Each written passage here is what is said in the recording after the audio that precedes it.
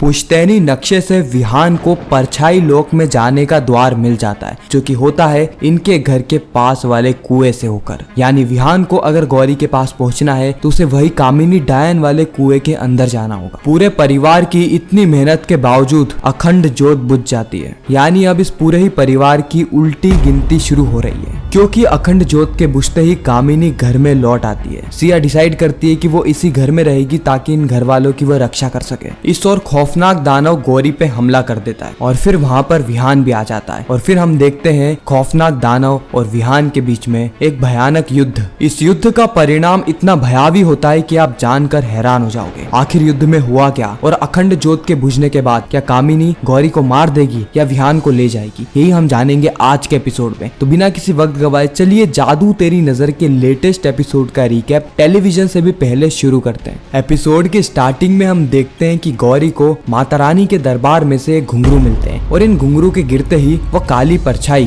टूटने लगती है, जो कि परछाई लोक के अंदर माता रानी की जगह पर बैठी हुई होती है। गौरी समझ जाती है कि ये माता रानी का इशारा है ताकि मैं इन घुंघरू को बजाऊं ताकि यह काली परछाई पूरी तरीके से टूट जाए और यहाँ पर माता रानी की मूर्ति आ जाए। घर में हम विहान, हर्ष और अर्जुन को देखते हैं, जो कि उस नक्शे से घर के पश्चिमी इलाके में एक द्वार का पता लगा रहे होते हैं। ये वही द्वार है जिससे कि विहान परछाई लोक में जा सकता है। लेकिन इस वक्त तक वो पूरे ही घर को छान चुका होता है, लेकिन उसे कहीं पर भी यह दरवाजा नहीं मिलता है। विहान कहता है कि ये कैसे संभव है, इस पुश्तैनी नक्शे में तो यही द्वार बता रहा है, लेकिन यहाँ पर तो कोई द्वार है ही नहीं। उसी वक्त वहाँ पर आती है बड़ी जीजी। बड़ी जीजी कहती है कि विहान तू क्या कर रहा है। विहान कहता है कि मैं परछाई लोक में जाने का द्वार ढूंढ रहा हूँ, लेकिन इस नक्शे के अकॉर्डिंग यहाँ पर द्वार होना चाहिए, लेकिन यहाँ पर तो कुछ भी नहीं है। बड़ी जीजी उस नक्शे को देखती है और कहती है कि यह नक्शा तो बहुत नया है, बहुत सालों पहले यह हवेली बहुत ज्यादा बड़ी हुआ करती थी। बड़ी जीजी कहती है कि मुझे पता है कि द्वार कहाँ है। फिर वो विहान को लेकर जाती है उस कुएं के पास जहाँ से सबसे पहले हमें कामिनी की झलक देखने को मिली थी। ये वही कुआं है जहाँ से कामिनी परछाई लोक से धरती लोक पे आया करती है और यही वो द्वार है जहाँ से विहान भी परछाई लोक में जा सकता है। बड़ी जीजी उस कुएं को देखकर ही डर जाती है और हर्ष और अर्जुन को लेकर वहाँ से चली जाती है, लेकिन विहान ने इस वक्त तक अपने ब्रेसलेट को उतार दिया था, यानी अब वो मॉन्स्टर बन चुका है, इसलिए वो उस कुएं के पास जाके खड़ा हो जाता है। जस्ट अगले ही सीन में हम देखते हैं कि जैसे ही बड़ी जीजी वीना के पास आती है ताकि वह उस अखंड ज्योत को बुझने से बचा सके, लेकिन उस वक्त तक तो अखंड ज्योत पूरी तरीके से बुझ जाती है। यह देख के सभी लोग हैरान हो जाते हैं। हालांकि बड़ी जीजी यह कहती है कि हम सभी लोगों को एकजुट होना होगा, बिल्कुल उसी तरह जिस तरह सारे ही देवता एकजुट हो गए थे महिषासुर से लड़ने के लिए। और जब देवता एकजुट हो गए थे तो माता रानी स्वयं आई थी और उन्होंने महिषासुर का वध किया था, इसलिए हम सभी लोगों को भी एक होना होगा कामिनी से लड़ने के लिए। माता रानी हमेशा सच का साथ देने अवश्य आती है और माता रानी आके उस कामिनी का अंत कर देगी। लेकिन इस वक्त तक तो अखंड ज्योत बुझ चुकी होती है, यानी कामिनी की एंट्री अब इस पूरे ही परिवार में होने वाली है। इस और हम गौरी को देखते हैं जो कि उन घुंघरू को पहन लेती है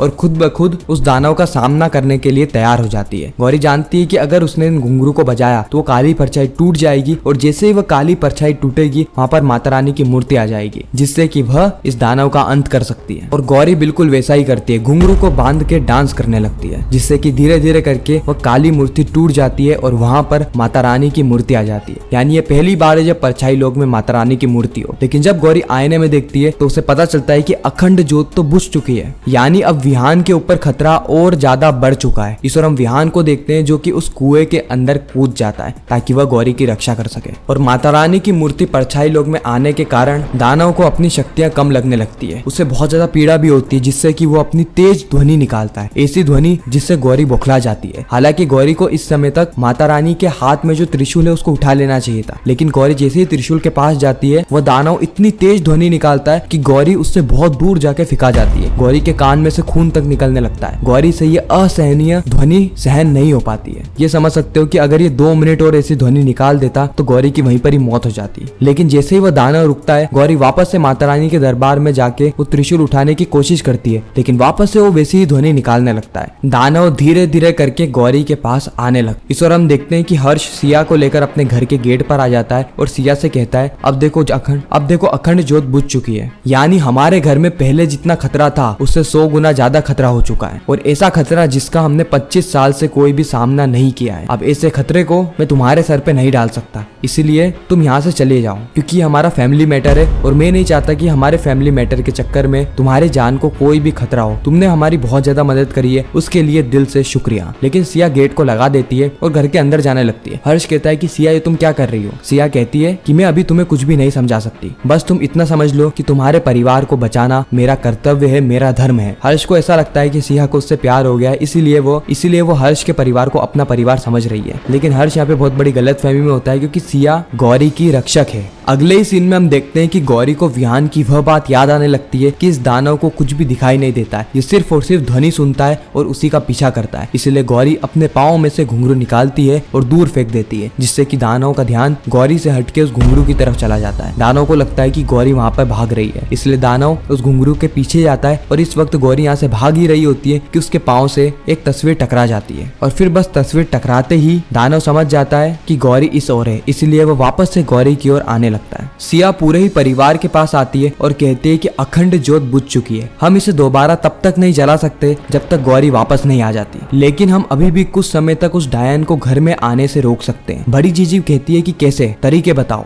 उसी वक्त सिया कहती है कि हम घर के हर खिड़की, हर दरवाजे पर राक्षस चिन्ह बना सकते हैं, चावल और मिर्ची से। इससे हम हमेशा के लिए डायन को तो नहीं रोक सकते, लेकिन कुछ हद तक डायन रुक जाएगी और इससे विहान को थोड़ा और समय मिल जाएगा, जिससे कि वो गौरी को परछाई लोक से बचाकर वापस से पृथ्वी लोक पर ला सके। इस ओर हम गौरी को देखते हैं जिसके पास वह दानव आ रहा होता है, लेकिन इस बार दानव अकेले नहीं आता है, वो अपने हाथ में एक बड़ा सा हथियार लेकर आ रहा होता है, एक कुल्हाड़ी जैसा हथियार, जिससे कि वह गौरी को जान से मारना चाहता है। वो धीरे धीरे करके गौरी की ओर कदम बढ़ाता रहता है। इस ओर गौरी समझ जाती है कि अगर वो हिलेगी तो भी उसकी जान जाने वाली है, तो भागने का तो कोई सवाल पैदा ही नहीं होता। इसीलिए वो आंख बंद करके माता रानी का नाम दोहराने लगती है कि माता रानी मेरी रक्षा कीजिए। और जैसे ही वह दानव गौरी के बहुत करीब पहुंच जाता है और गौरी पे हमला ही करने वाला होता है कि उसी वक्त वहां पर विहान आ जाता है। विहान अपनी पूरी स्पीड से आता है और गौरी को उठा के वहां से कहीं और ले जाता है। इस वक्त तक माता रानी ने विहान को गौरी की रक्षा करने के लिए भेज दिया होता है, लेकिन इनकी आवाज सुन के वह दानव वापस से इनके पीछे आने लगता है। विहान गौरी के हाथ से वह कांच का टुकड़ा निकालता है, लेकिन उससे पहले ही गौरी के मुंह में अपना हाथ भी डाल देता है, ताकि अगर कांच का टुकड़ा निकले तो गौरी कोई आवाज ना करे, क्योंकि अगर उसने आवाज करा तो उस दानव को करेक्ट लोकेशन इनकी पता चल जाएगी। गौरी यहाँ पर अपने और विहान के पुराने ख्यालात में खो गई होती है। इस और विहान गौरी को उठाता है और सीधे कमरे के अंदर ले जाता है, ताकि यह लोग उस दानव से बच सकें। विहान गौरी से कहता है कि गौरी अच्छा है कि तुम सुरक्षित हो, क्योंकि अगर तुम्हें कुछ भी हो जाता ना, तुम्हें अपने आप को जिंदगी भर माफ नहीं कर पाता। माता रानी का लाख लाख शुक्र है कि तुम्हें कुछ भी नहीं हुआ। और इसके बाद हम देखते हैं कि विहान अपनी शक्तियों का इस्तेमाल कर रहा होता है उस दानव पे हमला करने के लिए, लेकिन उससे पहले वह गौरी से कहता है कि गौरी तुम बिल्कुल भी चिंता मत करो, मुझे परछाई लोक से धरती लोक में जाने का द्वार मिल चुका है, उस द्वार से हम दोनों ही इस दानव से बिना लड़े भी बाहर जा सकते हैं। लेकिन एट द एंड दानव और विहान के बीच में एक फाइट हो ही जाती है, लेकिन अब इसका नतीजा क्या निकलने वाला है ये हमें पता चलेगा जादू तेरी नजर के आने वाले एपिसोड में। बाकी आपको यह रिकेप कैसा लगा कमेंट सेक्शन में जरूर बताना, और आप इंडियन टेलीविजन के और कौन कौन से टीवी शोज का रिकेप देखना चाहते हो वह भी कमेंट करना। मैं मिलता हूँ आप सभी से किसी नेक्स्ट इंटरेस्टिंग वीडियो में, जब तक के लिए गुड बाय।